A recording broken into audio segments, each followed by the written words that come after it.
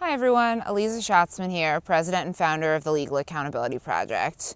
Today I want to talk about the recently released House Ethics Report detailing about 20 investigations into members of Congress investigated for sexual harassment since, I believe, 2017. As you're probably aware, Eric Swalwell and Tony Gonzalez both recently resigned from Congress after accusations that they engaged in inappropriate sexual relationships with members of their staff. And in the wake of this, members of Congress and the public demanded greater accountability.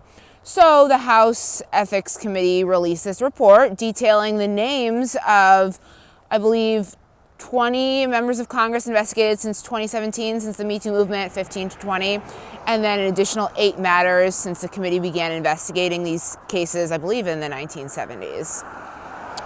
Now, what's important to know here is that members of Congress can be sued for sexual harassment pursuant to the Congressional Accountability Act passed in 1995 and strengthened in 2018. Members of Congress are legally liable for sexually harassing their staff. Now, contrast that with the federal judiciary, where 30,000 court employees are exempt from Title VII of the Civil Rights Act and all federal anti-discrimination, labor, and civil rights laws. Judges have legal immunity for harassing their staff. Law clerks, permanent court staff, federal public defenders cannot sue if they're harassed, discriminated against, or retaliated against by the most powerful members of the legal profession.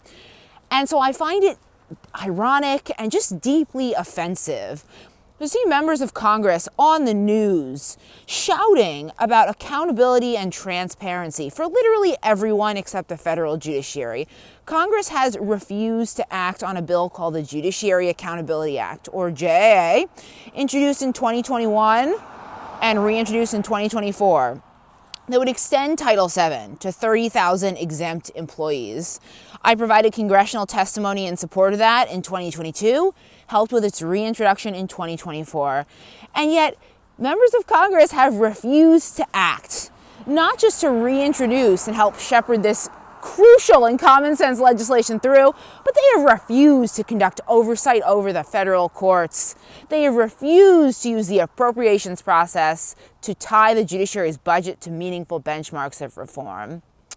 Look, it is important that members of Congress be held accountable, but let's hold judges to the same standards of conduct and hold our members accountable for ensuring that judges are not above the law.